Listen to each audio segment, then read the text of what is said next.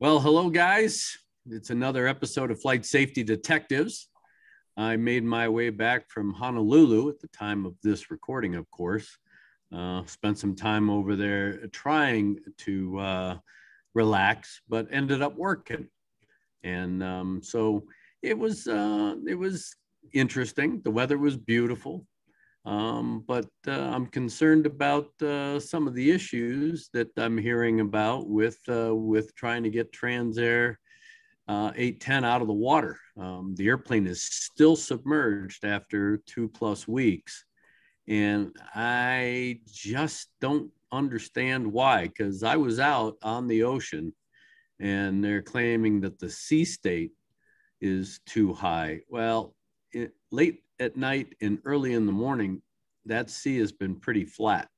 It was in the middle of the day when the wind whipped up that I was experiencing 3 to 6 foot waves, but that was 25 miles offshore. So I'm not sure why the delay in trying to recover wreckage, which of course would include the cockpit voice recorder and the flight data recorder. So I ended up working while you guys were back here just chilling out. Yeah, you think we're supposed to feel sorry for you? I'm waiting for you to feel sorry for me. You're gonna wait a long time.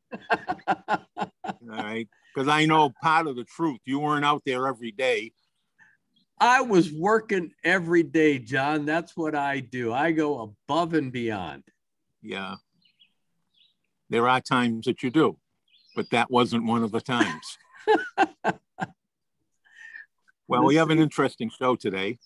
But before we get started, I want to remind everybody that this show is brought to you by PAMA, the Professional Aviation Maintenance Association, as well as Avemco Insurance. And if you have any needs for insurance, give Avemco a call. And in my wisdom, I didn't write down the phone number to have them call. So yeah, but then again, I see that you're out in nature somewhere. So we'll forgive you with that one. I had to climb a hill to get enough coverage on cell coverage to make this work. Because I'm out in western part of Massachusetts, and unfortunately, the place where I'm staying has no internet. Never mind Wi-Fi. They don't have any internet at all. Well, that's what happens when you're in the witness protection program. They do take you out in the middle of nowhere so that you can't be found. Yeah. Well, I'm out here. Well, the mosquitoes have been finding me. It's pretty mild day, but I put my jacket on because I've been feeding a bunch of them while waiting to get going here. And then, of course, Todd is back with us, and he's sitting in his air-conditioned house just laughing at the both of us. Well, this is Seattle, and like many folks, I actually don't have air conditioning, but luckily the high is 75, 76. So open windows with all the air conditioning I need. There it is. Natural air conditioning. Can't beat it. Well, again, we open up every show with kind of a synoptic of accidents that have occurred, primarily general aviation. There are always those incidents as well. And I know that, again, we have harped on this almost every show for about the last 6-7 weeks. I don't understand what's going on in the training environment with training accidents. We had another training accident recently, and I know that we had the working group trying to come up with some sort of loss of control type guidance, which I still have yet to really see implemented. But I just don't understand what's going on in the training environment. And I'm not sure I haven't really studied it yet, but now that we've had another accident, we've had, I think, 9 in the last 3 or 4 weeks, which is just ridiculous, to say the least. And so I'm going to start pulling all that information together and see if I can find some common denominators that we can discuss, because this is quite concerning to me, only because we're ramping up training again. Now that the airlines are out there crying that there's going to be this pilot shortage, part 2, even after the pandemic, and everybody wound down, got rid of airplanes, streamlined, all of a sudden now we're going to be in a glut for pilots, which means increased flight training, which means the skies, of course, are going to have training aircraft. But if we continue to have whatever is going on out there to cause these training accidents, then this is going to be a very disastrous year for flight training. On top of that, I want to do a little more research. There's been a lot of controversy. We talked about it several weeks ago in the FAA changing their position about flight instructors and what they consider compensation for a flight instructor. I mean, I volunteer my time to students and that kind of stuff as a flight instructor, helping them along. The FAA says that if I'm doing that, I'm being, some sort of compensated for that, whether it's with flight time or whatever. And I mean, AOPA and all the other alphabet groups are up in arms about that. And there's got to be some clarification, because that too could have a very serious impact on the way we train pilots and those of us who are flight instructors, the way we use our time to help improve aviation and aviation safety through flight instruction. So there are two serious issues that we're going to be talking about on this show. I know that Todd, you've been researching some of the recent accidents, and you came up with, and I noticed that we've had a couple of balloon accidents. Some, of course, made TV history, if you will, when it comes to news, where we've captured a couple of these accidents, these streamered balloons operating in high wind conditions and hitting power lines and everything else, caught them, by a camera, and they've showed up on the news. And I know that you've come up with another accident, another balloon accident that recently happened. And it was quite an unusual accident from several perspectives. One of them being the balloon operator who was taking up for people, tourists or what have you, for just a joyride around the airport that he owned. He's like 11,000 hours in balloons, a balloon designer, designed his own balloon as I think a grad school project back when he was in his early 20s. This is one of the most experienced people in the US ballooning community, and he ended up being killed. Somehow or another, the balloon lost power. It touched down briefly. The basket goes sideways. One of the passengers spills out. He goes out the other side, gets tangled up in some apparatus, goes up a bit and falls down and dies. The balloon drifted over the state line. I think it went from Vermont to New Hampshire. It landed in New Hampshire. Fortunately, the other three people only had minor injuries as well. And this is not only a highly experienced person, someone who knows this technology backwards and forwards, but for whatever reason, either something went wrong, he didn't see something, or what have you. And you would think someone this experienced shouldn't be killed in an accident like this, yet it happens. It's not just ballooning, it happens in aviation all the time. And also, small note, this was actually a two-state event. It happened in Vermont, where the person was killed. The balloon ended up in another state. And I was racking my brains thinking, has there ever been another fatal event in the US that occurred over two states? And the only thing that came close was the Space Shuttle Columbia. It broke up over Texas. Pieces of it went into Louisiana. And of course, that was a completely different kind of event. But, you think you've seen it all, and something new pops up. Yeah, no, it's and again, there have been a number of balloon accidents in the very recent past, which again, I mean, when you watch the videos and you hear the circumstances, people that should know better. I mean, these are commercial rated balloon pilots trying to do things that are either beyond the capability of that balloon and or themselves, taking off in high wind conditions, trying to accomplish the mission because it's a tour, or it's a special occasion and they don't want to let the customer down and things like that.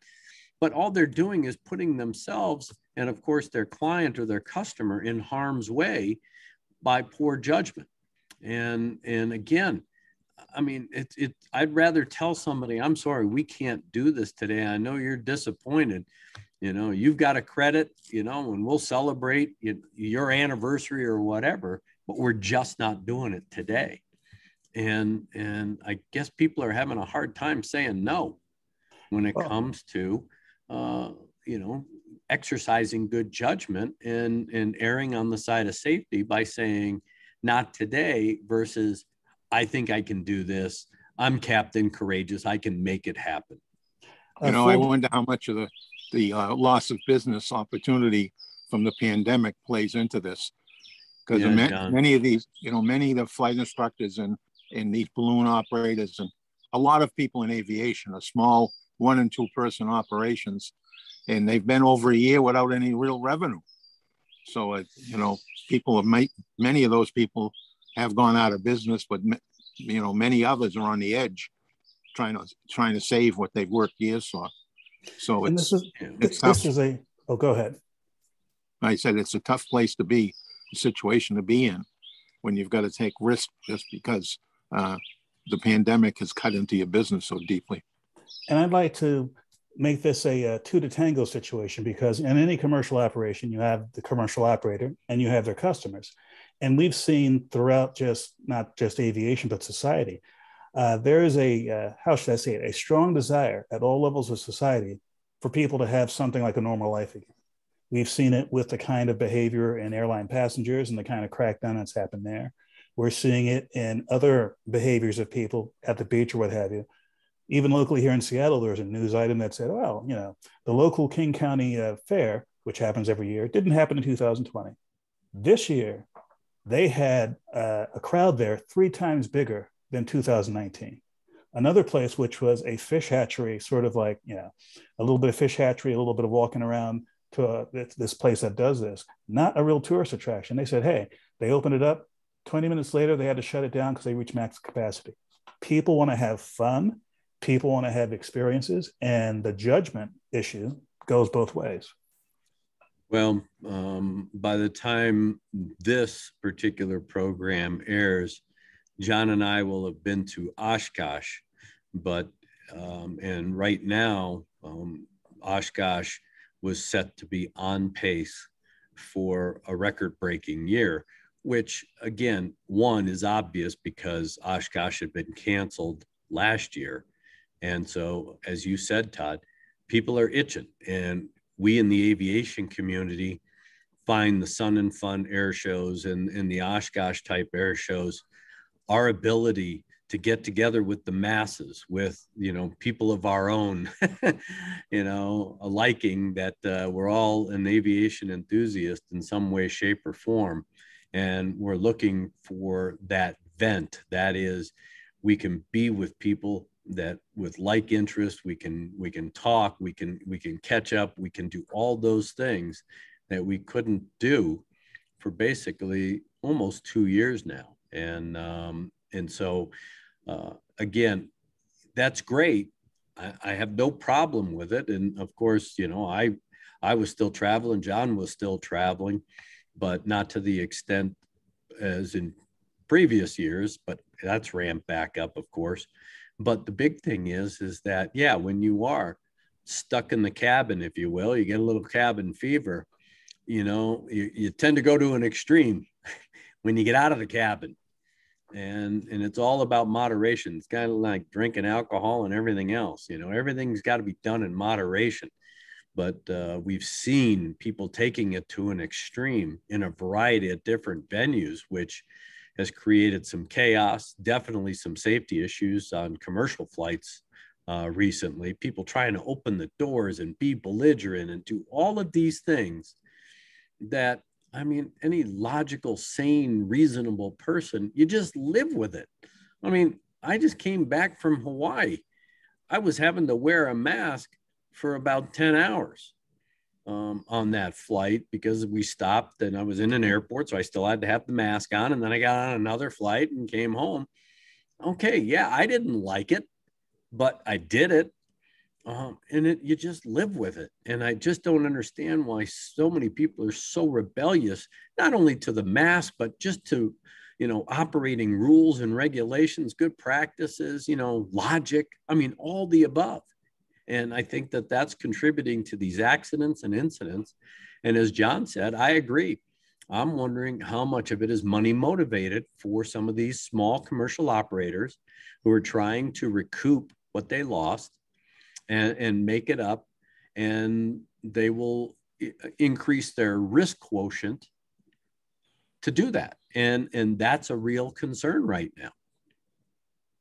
Yeah, save their business.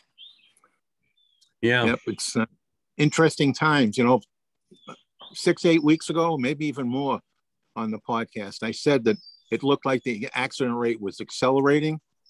So we had an opening part of the year with accidents way down, but it almost seems like now there's a rush on to catch up for the total number of accidents in this year.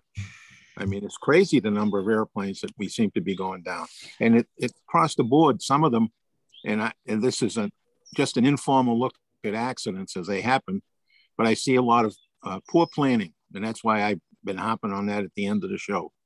There appears to be a significant number of accidents that involve poor pre-planning. And did you see the email I sent you with the video, John? I did. I was just going to mention that. I mean, doing a pre-flight, right, and then leaving with the tie down on one wing, and now you're going around swinging on the pivot of the tie down. I couldn't believe that. And if I remember right, I think it was on a check ride. That pilot was on a FAA check ride and left that one tie down still in place and ended up going around in circles. Oh man. Now what you were saying a minute ago, John, about, people not doing the right thing now that they're trying to get back to normal, reminds myself that the pandemic was horrible on every level. Some people got hit financially big time with it, but other people, those who already had the wherewithal to weather this well, they did pretty well in the stock market, house values, etc. There is a class of people, and I say this money class, not common sense class, who have a lot of extra money.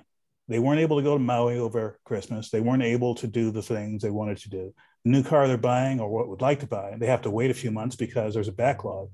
Well, they have all this money burning in their pocket. They want to do something fun with it. So again, it gets back to what John was saying, poor planning.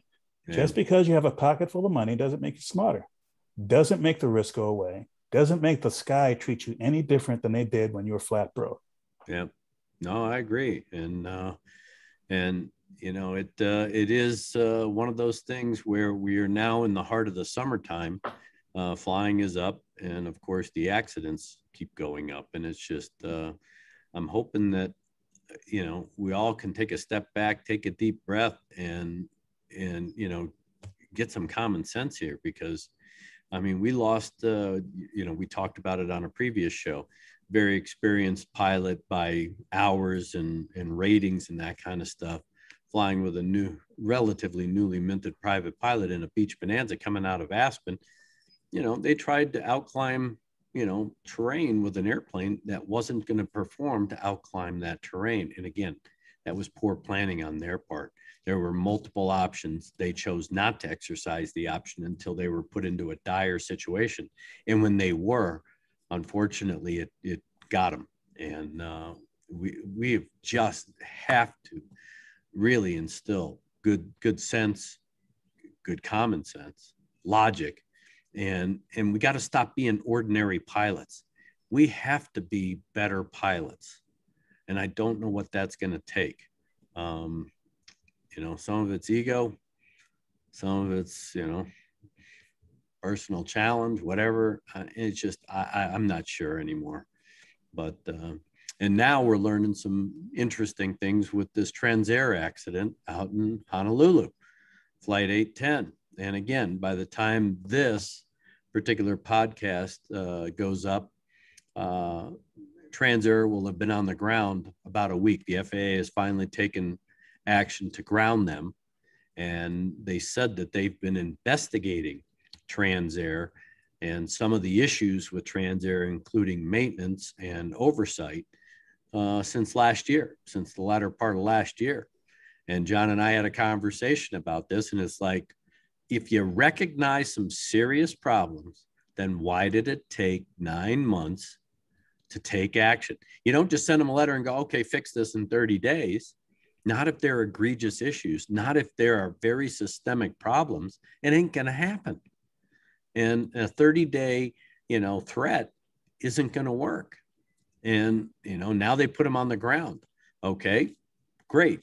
To an extent, it's going to be really interesting to see how all of that gets incorporated into the NTSB's thinking with regard to the cause or causes and contributing factors.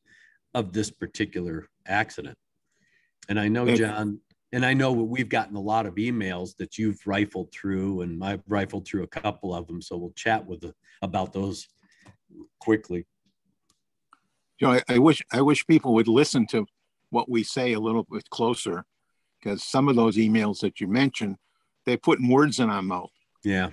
You know, so we mentioned one of the things that you would look at is to make sure the airplane was fueled with the right fuel. And gasoline is different than kerosene. And, you know, gasoline has about 124,000 BTUs in it, and kerosene has about 137, I think it was. So now somebody will write in and say, you're wrong, it's 139 or something. I mean, yeah. There is a difference between the two, but that wasn't the point. The point that I was making in the temperatures of the engine involves specifically the JT8D and how it would handle something like a good slug of gasoline in the fuel. And it depends on what kind of gasoline it got. So if we make an assumption that it was hit with 100 low lead, which has lead in it, lead loves, and there's been some testing done, not on JT8Ds, but on testing on other engines, where the turbine blades have little cooling holes in them, tiny little holes where the airflow can go out and to keep the blades down below the point where they melt. And when those cooling holes get clogged, we're going to melt the blade. As simple as that, because the temperatures are that close to the engine, of the edge of the metal temperature, because of smokeless containers. We've jacked the temperatures up inside to burn all the hydrocarbons. So the lead will clog those and melt the engine. The gasoline doesn't, except on the JT8D. First off, it's not certified to run fuel. The type data certificate clearly says the type of kerosene that it's allowed to use. But if you did put gasoline in there, it has a mechanical fuel pump and a mechanical fuel control. So first off, gasoline is not a lubricant. Both of those components are not serviced by engine oil.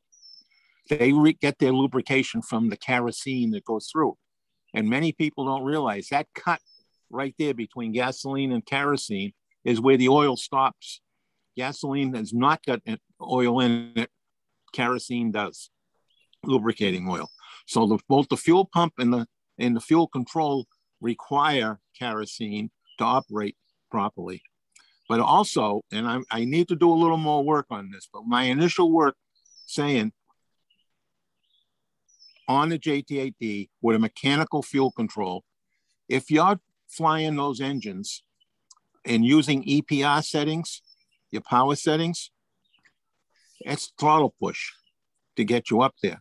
Well, if you're running gasoline and it doesn't give you gives you a lower energy, that means you're going to push the throttles up further and dump additional gasoline in there. Who knows what that's going to do? Yeah. Because it was never tested. It was never tested.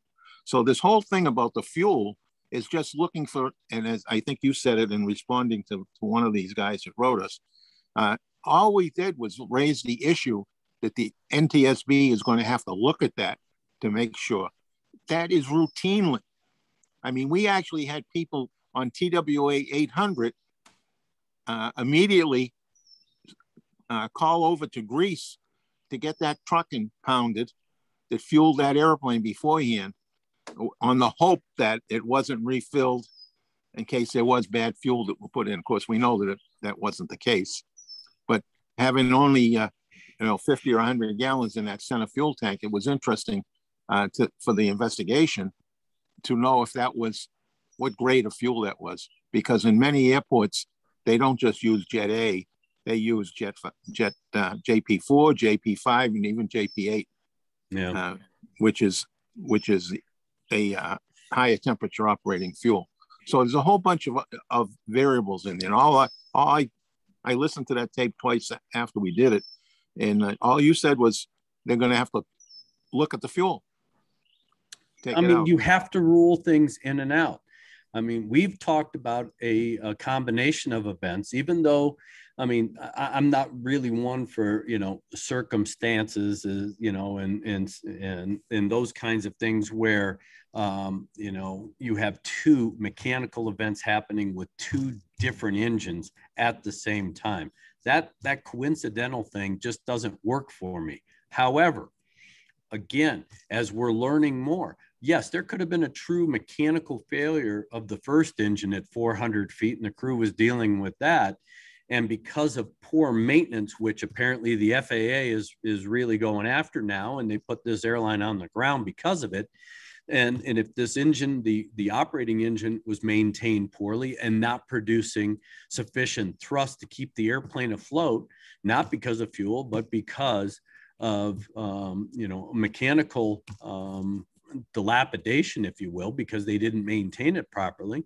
Okay, there's another scenario. That's something that the board's going to have to look at. There are a lot of different scenarios, and that's all we try to do when we're talking this early in an investigation of what direction the team needs to go to be ruling things in and out.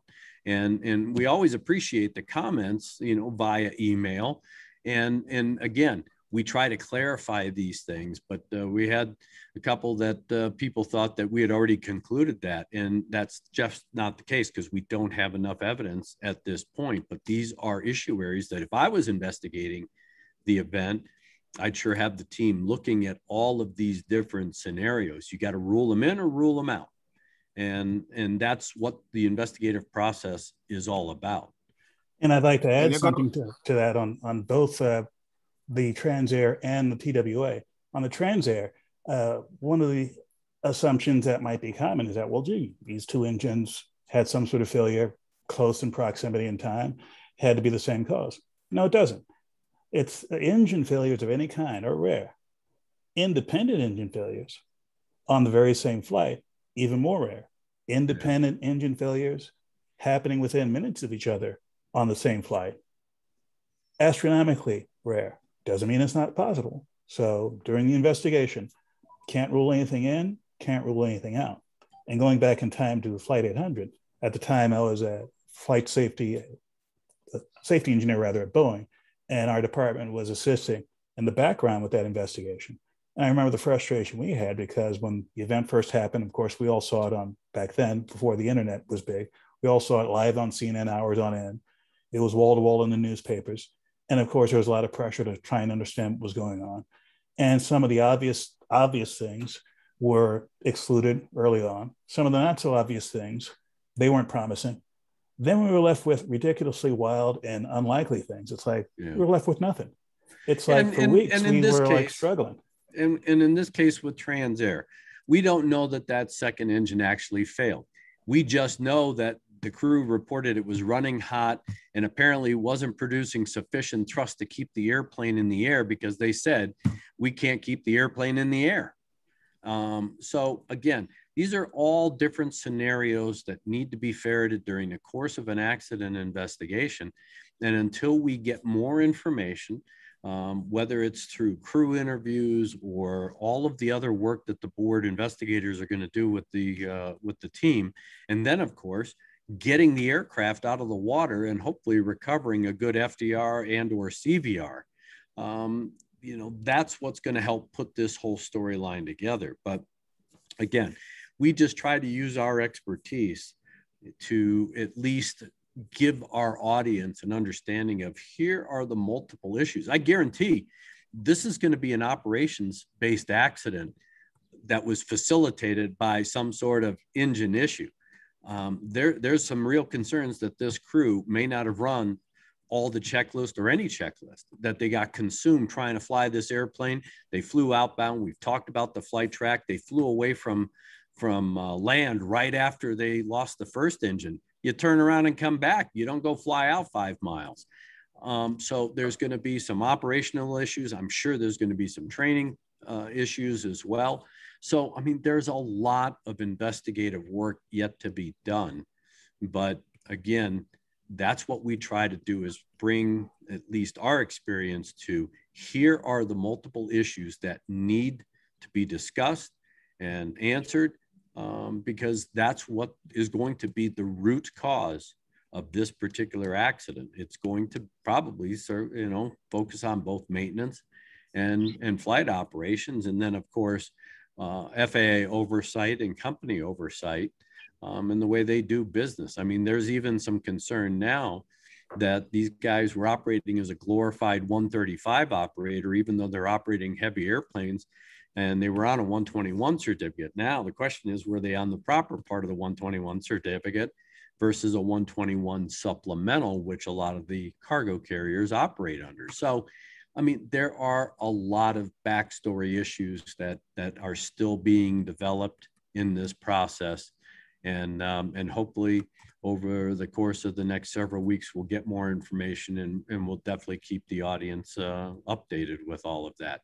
And I know, John, that we've talked about it on a previous show with regard to an accident that happened basically in my backyard. It wasn't that far away. I grew up in Maryland, and when TWA lost the 727 going into Washington Dulles in 1974, I remember, I was a kid, but I remember all the news coverage. I remember the videos. I remember the discussions.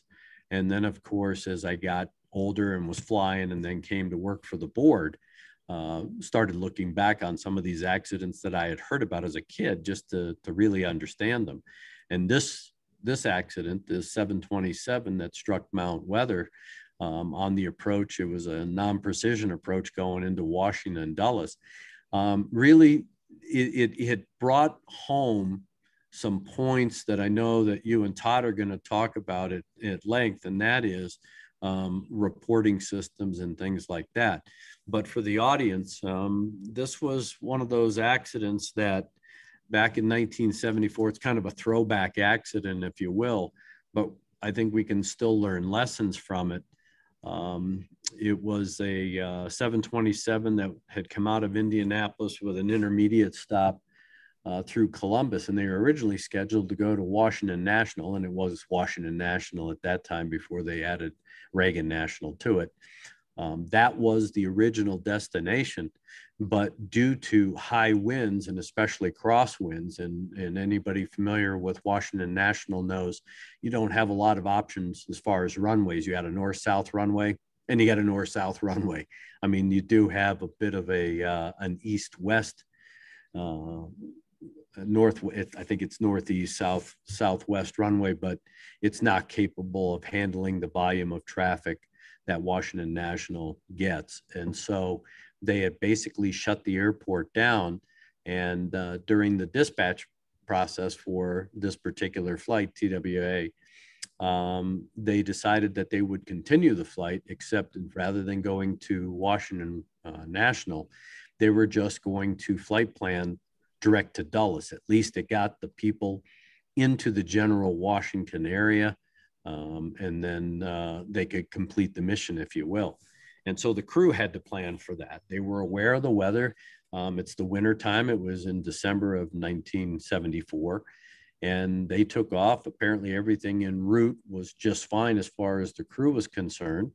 They were talking to the en route center in DC, and they were given a clearance for a VOR DME approach to runway 12. Now I've landed, and usually when I commute back to DC, we land on that runway coming out of Denver because it's basically a 1,400 mile straight in approach to that runway. And at that time, there was a VOR DME approach, and the crew was cleared to execute the approach. And while they were still better than 40 miles out, the crew, and again, this airplane had 3 pilots. It had, of course, two flight crew members flying the aircraft and then a flight engineer. So they briefed the approach, and then they briefed alternate approaches, and then they briefed alternate possibilities as to how they were going to be vectored onto this VOR DME approach. So it was obvious, at least based on the CVR, that these guys were prepping. They were ahead of the game. They were talking about the possibilities. And so they were preparing themselves, as you would expect a flight crew to do. And at 40 miles out, that didn't seem unusual. The first officer was the flying pilot. The captain was doing the radio calls. He accepted the clearances. And where things started to break down was when they were looking at the approach plate and trying to determine what their minimum descent altitude was going to be and at what location they could actually go down to the MDA of 1,800 feet. As they briefed it originally, the captain made a comment to the first officer that, hey, the bottom is at 1,800 feet, meaning that this is the lowest you can descend. Well, they were still better than 25 miles out, coming out of 10,000 feet. And they were heading down. Now, the interaction between the crew and the air traffic controller was also a source of discussion, because there seemed to be some confusion as to whose role was taking precedent with regard to executing this approach. While we all know that, yes, the pilots are the final authority and they brief the approach, they execute the approach, there is also responsibility of the air traffic controllers to make sure that that is being done, especially if there are altitude restrictions or crossing altitudes or any kind of minimum en route descent altitudes and things like that. So apparently there became some confusion at about 25 miles out when the captain, who was still reviewing the approach plate after saying that the quote bottom was at 1,800 feet, saw a note that at a point called Round Hill, that the minimum altitude was 3,400 feet. And that prompted a discussion amongst the three crew members. Meanwhile, the airplane was still motoring along at 3.5 miles a minute in a descent. And there was no evidence that any of the crew members ever called ATC to get clarification. They just tried to figure it out on their own. And then basically the conversation stopped and they continued down to 1,800 feet.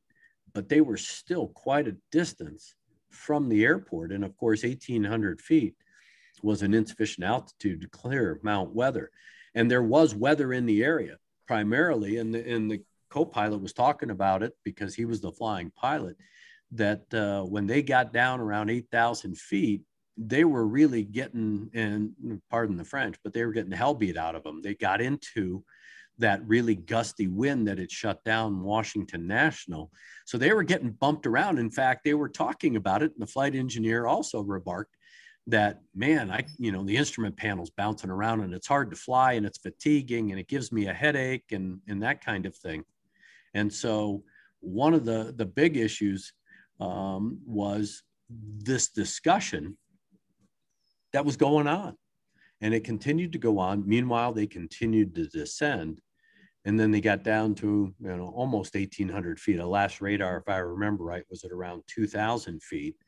And of course, a radio call in the blind by air traffic control when the controller noticed the airplane down at around 2,000 feet. Blind radio call went unanswered. And that's when the aircraft ended up impacting the side of Mount Weather, some 12 miles or so from Washington Dulles Airport. So when you look at, yes, there are some operational issues, and the NTSB dissected that in its final report, talked about the actions and the inactions of the crew, but then they started looking at air traffic control, their monitoring, and of course, their participation in the execution of this non-precision approach. And the board came up with some issues because this wasn't the first time there had been some close calls in that particular area, as reported by pilots.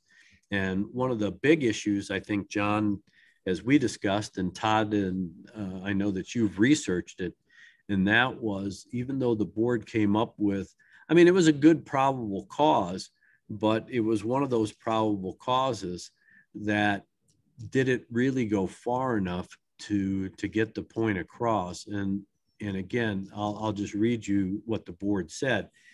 The National Transportation Safety Board determines that the probable cause of this accident was the crew's decision to descend 1,800 feet before the aircraft had reached the approach segment where the minimum altitude applied. And that was a lot of confusion because they assumed that because the controller had cleared them for the approach 40 miles out, they were good to go. And that approach segment hadn't yet begun for them to go down to 1,800 feet, but they went out to headed down to 1,800 feet way before this approach segment. The board continued and it said the crew's decision to descend was a result of inadequacies and lack of clarity in the air traffic control procedures, which led to a misunderstanding on the part of the two pilots and the controllers regarding each other's responsibilities during operations in the terminal area under instrument meteorological conditions. And of course, the contributing factors that the board came up with were the failure of the FAA to take timely action to resolve the confusion and misinterpretation of the air traffic control terminology, although the agency had been aware of a problem for several years. That's very disconcerting. And then two, the issuance of an approach clearance when the flight was 44 miles from the airport on an unpublished route without clear, defined minimum altitudes. So basically they're making things up as they go along, or they're interpreting things that were supposed to occur in segmented areas, structured routes that they tried to incorporate in an unpublished route. And this led to not only recommendations about the approach procedures and of course the terminology, but reporting. And I know, John, that this was an issue that you had talked about previously on the show, and you and Todd were able to do some research. Yeah, you only touched briefly on it, but the fact that this problem with the chart in this approach was well known in the industry. Those pilots that flew into Dulles on a regular basis were well aware of it. Unfortunately, in 1974, Dulles wasn't really a very busy airport. Yeah. Like it is today. So there was my words now, a small cadre of pilots. So, and I'm not going to define small because I don't know what the real number is. Yeah. But there was a limited number of pilots that were fully versed in this problem with the charts and this approach. But there was no way for that information in their heads to get out to the general flying public. And in 1965 or 66, the head of the CAB at the time was started to talk about the need to have a reporting system to get this information that exists in people's heads out into the general conversation about flying. And so that sort of just sat there for 8 years until this accident. And I'll let Todd talk about the impact of this accident in detail, but I'll just say that this accident led to the Aviation Safety Reporting System, ASRS, that's administered by NASA for the FAA. It's anonymous, so that there's no repercussions to anybody that reports it, reporting their company or reporting anything. Pilots, mechanics, flight attendants, and actually anybody can report to it, but it's really focused for air traffic controllers as well. But it's focused towards aviation people, but essentially if anybody has something of interest, they could also report it. And the beauty of that is that this system, every 3 months, unless it's an emergency, goes right to the administrator's desk. So it goes right to the top of the FAA for review and maybe prompt action, hopefully prompt action. So Todd, why don't you give us the rundown on what you've discovered with ASRS? And I know you've talked to the people out in California. That's where it's administered. That's right. On several occasions.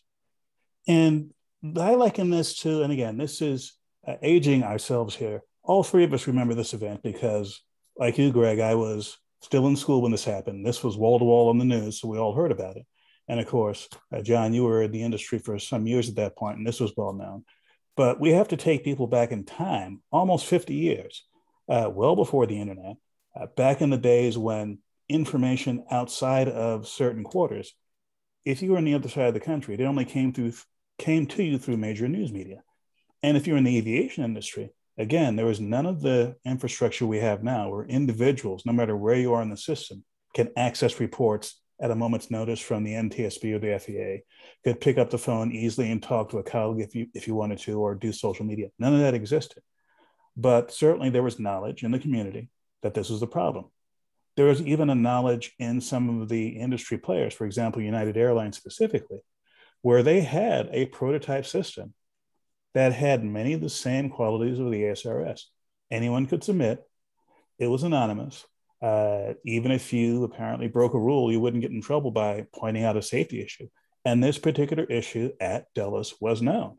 About 6 weeks before the crash at Mount Weather, there was a United aircraft that nearly hit a ridgeline because of the same sort of ambiguous clearance and lack of clarity as to how to run the approach. This was communicated within United, even communicated to some aspect of the FAA 6 weeks before the Mount Weather crash, but it didn't get to the right people in the right time frame. And during the investigation, although there was mention of a need for having this sort of system, there wasn't a specific recommendation saying, thou shalt go out and do an ASRS system. Turns out a few months after the report, there was actually a memorandum of understanding between the FAA and NASA, where they took the idea of there needs to be a system for this kind of information, use some of the same structure that you see in the United system. I'm not sure exactly how much communication was with United and ASRS, but clearly you can see the genesis there. And they had, by the end of 1976, a functioning system where people started putting inputs in by the hundreds of months, and now it's up to the several thousands per month. And this has been an essential part of aviation safety since then. Now, would it have happened without the Mount Weather event? Very likely. But certainly, this accelerated that process. And this allowed a memorandum of understanding. I'm not a lawyer, but typically when you have a major department or sub-department made in the federal government, there's legislation, there's a lot of back and forth, a lot of political figures get involved. This was something where the administrative side of the government said, look, here's a problem. Let's work together on this. NASA, you've got the credibility of being NASA. And second, you're not involved in regulatory issues, right? You can be a trusted third party who is not going to get people in trouble for admitting inadvertent errors, for admitting faults with the system, whether it be on the FAA's part, the flight crew's part, the airline's part, or the air traffic controller's part, or whatever. And this was, something where when Mount Weather happened, if I were old enough, and I wouldn't have predicted that something like this would have been the output of it, but yet it was. Now, another thing about Mount Weather, this was again 1974. Clearly there were procedural issues. Clearly there were human communication issues. Those issues haven't changed. We still have those all over aviation. But one thing that was lacking in 1974 was a kind of technological system, either in the aircraft or outside of the aircraft, that would help controllers and pilots understand where they were in relation to the Earth. So fast forward to today, you have a standard in the airline industry of an enhanced ground proximity warning system that not only gives you advanced warning that you're about to run into something, but gives you visual feedback that's pretty obvious that, hey, this area in front of us is red. If we keep flying in this direction, we're going to be in territory that is above our altitude. We should do something. So again, these changes happen over time, but the most important change with respect to ASRS happened in the 1970s.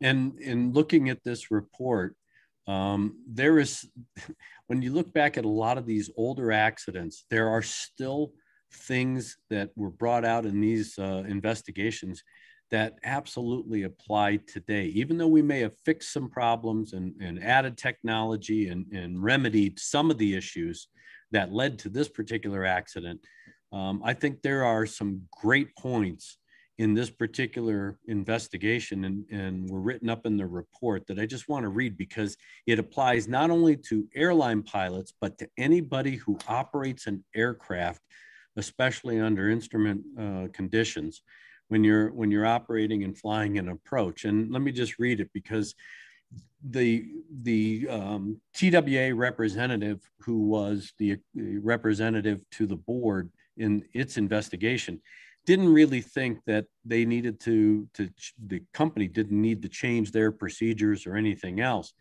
But what they did put out to their flight crews was a notice to all the flight crews, basically for them to read. And they characterize it as reminders. And it says, the extensive use of radar vectoring in terminal areas has led to some misunderstanding on the part of flight crews. Recent events prompt these reminders, and here are 4 great reminders. And again, even though they apply to a flight crew and some of them, you can apply them to single pilot operation. 1, the words, quote, cleared for the approach, end quote, generally puts the flight crew on their own. I found that quite interesting, because once you're cleared for the approach, now it's up to you to follow that prescribed procedure. Yeah, the air traffic controller may monitor you in some regard, but they may not be hawking you all the time that you're flying that entire approach. So just be aware that once they clear you, you know, yes, there may be somebody talking in your ear periodically, but they may not be watching you all the time. The second one is, don't start down to final approach fix altitude without reviewing other altitude minimums. And again, this was that point where the captain, after already briefing the approach, came back and said, well, wait, now there's a 3400 I see, because the flight engineer said, where'd you see that? He goes, right here where it says round hill, 3,400 feet. So if you're going to brief the approach as a single pilot or a crew, make sure that you're looking at the entire big picture of that approach, not just inside that terminal area. The number 3 reminder was, inbound minimum altitudes to outer fixes are on the jet plates. And I'm sure that they are on all the plates, but because the airlines used these Jeppesen plates, it was on there. But the key here is, inbound minimum altitudes to outer fixes are on the plates. Make sure that you look at all of those altitudes. And then finally, it says, flight crews should thoroughly familiarize themselves with the altitude information shown on the approach and or area charts for the terminals into which they are operating. This includes minimum segment altitudes, MSA information. Those are great reminders today. And again, I fly single pilot a lot, and I know a lot of our listeners do too, but then we also have a bunch of folks that fly as a crew. It doesn't matter. These are great reminders for how we should be, again, flying today. They aren't, you know, it's not an ego buster. It's just a good, you know, rule of thumb, a little tool, a little reminder, a little gouge to make sure that you've done everything and you've prepared yourself and or your crew when operating into these areas, not only that you're familiar with, but especially those areas that you're not familiar with. And when you look at the operators that we have, like the flex jets, net jets, and those kinds of operators where you're going into places that the crew may never have been into, you really have to consciously familiarize yourself, not only with going in, but with getting out as well, especially if you have to go missed and things like that. So these are great reminders. And even though this was published in '74, they still apply today. Pre-planning. Yep. You know, my broken record, pre-planning. Yeah. And we have a lot of tools. I'm sorry, John. I had a friend of mine. I have a friend of mine in North Carolina. He's retired airline captain. And for students, he actually put together a program using video for the greater area around Charlotte, you know, up into Virginia, where students would go while they're learning to fly. And he actually flew the approaches and explained the hazards. And it was all on the computer in the FBO. So if you were going from Greensboro to Richmond, one of the airports around Richmond, you could punch that in and it would get it up and it would fly you right there and give you all the hazards and give you the approach just to get you into the groove. That's all pre-planning. And that's the beauty of having, you know, any one of the number of apps that I carry on my iPad, whether it's 4Flight or Garmin Pilot or any of those other ones, X-Plane or X-Wing, that is, I can actually fly those approaches. I can do the simulated type approaches. I can familiarize myself with the obstructions, the terrain, all of that stuff, even before I ever get to the airplane. We have so many great tools today that we don't use. And pilots need to stop being ordinary and be extraordinary by using all of these tools to be very familiar with what it is they're going to do and where it is they're going. There is nothing that that's an ego buster about that. I'd rather be over prepared than under prepared. And I think with all the tools we have today, it's a perfect opportunity to just, you know, step back, you know, park that ego somewhere and take the time to be the better pilot. And that is being the well-prepared pilot. And as you preach it, John, all the time, it's all of that pre-planning. And on that note, I'd like to promote a tool, which is an absolutely free tool, and we've been talking about it, ASRS. It's been around since 1976. It has a wealth of information, and you know that is not even doing it justice. For example, they can allow you to sign up, and you can get emails from them, reminders of things that are happening. They have a publication called Callback, which is a regular update of things of interest, which might impact you directly now, might not. But this is something where they're putting that out. They also have sets of 50 events that are of special interest, whatever that special interest may be, where those reports are available 24/7, 365. You can download one that's of interest to you, see if there's something there that piques your interest or makes you think twice about something. And I think that, and you bring up a good point, Todd, because I think that's great for flight departments. When we talk about risk management and risk management tools, you just add that to the toolbox. It's a great pre-planning tool as far as your risk matrix or your FRAT or whatever it is you use to determine what level of safety is necessary to complete this flight safely. And ASRS is kind of like a social media, like Facebook. You can get a lot out of Facebook. Well, not me personally, but someone can possibly get a lot out of Facebook and never contribute a single piece of information. Yeah. Same thing with ASRS. But at the same time, it is, like Facebook, designed to encourage input. Yeah. If you have something worth saying that has impact on safety, that points out a problem, do it. Doesn't matter if you're a pilot, maintenance, UAV pilot. They just have a new form for UAV pilots. Flight attendant, dispatcher. You're involved in the aviation world, and you see something or experience something that has an impact on safety, consider going through the process of putting it in there. And again, you will not be busted in the sense of no one's going to know it's you. They've had over 1.7 million inputs since they started this. And NASA says, and ASRS says, they've never had a single case where someone's identity has been compromised. So and that's assured, great. And that's really what we need, because we talk about anonymous reporting systems in SMS programs and everything else, you know, within flight departments, so that hazards can be identified and remedied and things. Just look at this on a grand scale. It's the same thing, and we can all benefit from it.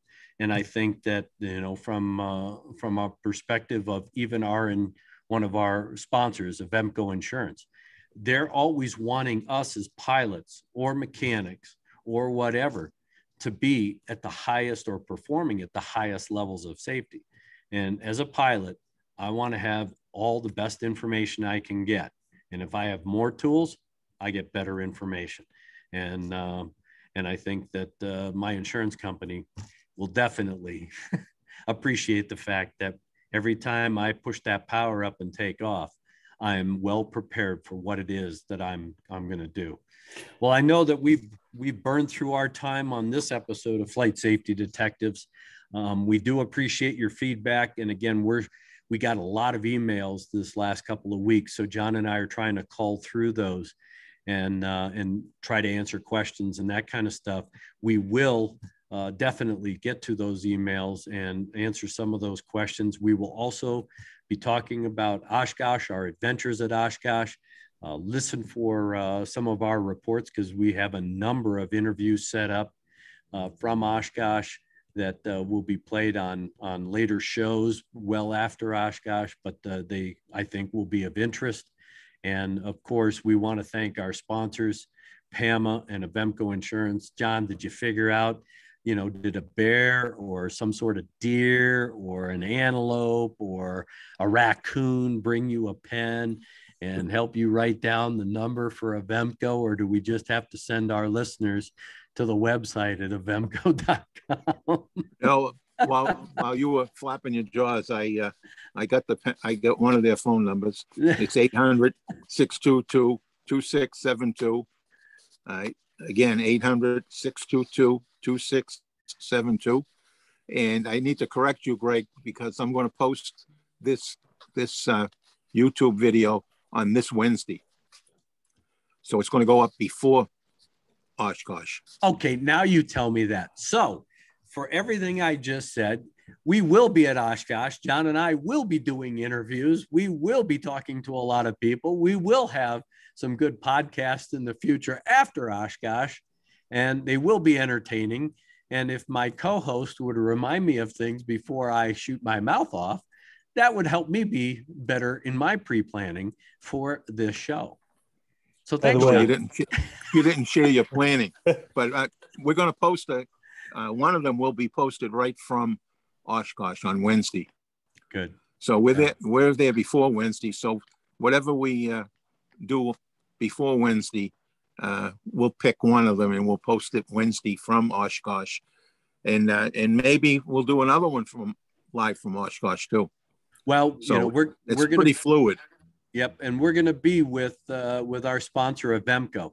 So if you want to meet us and hang out with us and possibly get on the podcast, definitely stop by the Avemco tent or booth and say hello. We plan on having hopefully a number of podcasts from there, and who knows, you might be on our next podcast. So we look forward to meeting you. And if you have questions, you want to talk about aviation, the three of us will be there, and we'll be recording definitely some podcasts. So I'm excited. I'm looking forward to getting back into the air show groove, especially at Oshkosh. AirVenture is always a great event, and it gives us an opportunity now to see friends and colleagues that we haven't seen in probably almost 2 years, except I've seen you two guys almost on a regular basis. So wish I could find some substitutes for you too, but and maybe I just will. So John, I know that you're going to thank our sponsors, and I'm going to leave you, as I always do, with our last word. Okay, so again, this show is brought to you by PAMA, the Professional Aviation Maintenance Association. That's PAMA.org, O-R-G, and Avemco Insurance. So if you have need renter's insurance, hull insurance, flight instructor's insurance, any kind of general aviation insurance, give them a call. You get a 5% discount just for mentioning Flight Safety Detectives. And the number is 800-622-2672. Give them a call. And I normally use this time to remind everybody to do a good session of pre-planning before you fly, but we've talked that to death on this segment, so I'll leave that one alone. Doing the pre-flight. Now, I think many people would be surprised at the number of airline crews that have sent us emails or contacted us to tell us that they've actually changed their MO when they go out and do their walkarounds, that they have been admitting that they were not very conscientious in what they were doing. But after listening to the show, they have changed their ways. And the same thing with using their harness. We've got a couple of calls today, their shoulder straps, where a lot of pilots, and one guy says in particularly the first officers, I don't know that I'd go that far, but I've seen them on one of my many trips in the cockpit on airliners that, boy, as soon as those wheels are off the ground, they're unstrapping the shoulder harness. And I'm just the opposite. I'm sitting in the jump seat. I got them things cinched up as tight as I can stand it, because I don't want to be banging around and I don't want to bounce off the ceiling. Yeah, because I've seen you in that regard when you and I flew with Bob Hoover. So yeah, I definitely don't want to see you bouncing off the ceiling. Oh, listen, that was an experience. I love that. I mean, he made me weightless. I made him do it 3 more times. Remember? That's a scary thought, John. Yes. No, it was pretty fun. Yeah, and I got pictures. Yeah, you keep telling me you're going to send me them, but I haven't seen them. I got to keep this blackmail stuff for you. So you can't blackmail me. Nothing embarrasses me. Well, all right. So please, everybody, pre-plan. Do a good walk around. And if you go flying and you haven't been flying, get somebody to fly with you that's current. And if you're just flying because you are current, fly safely.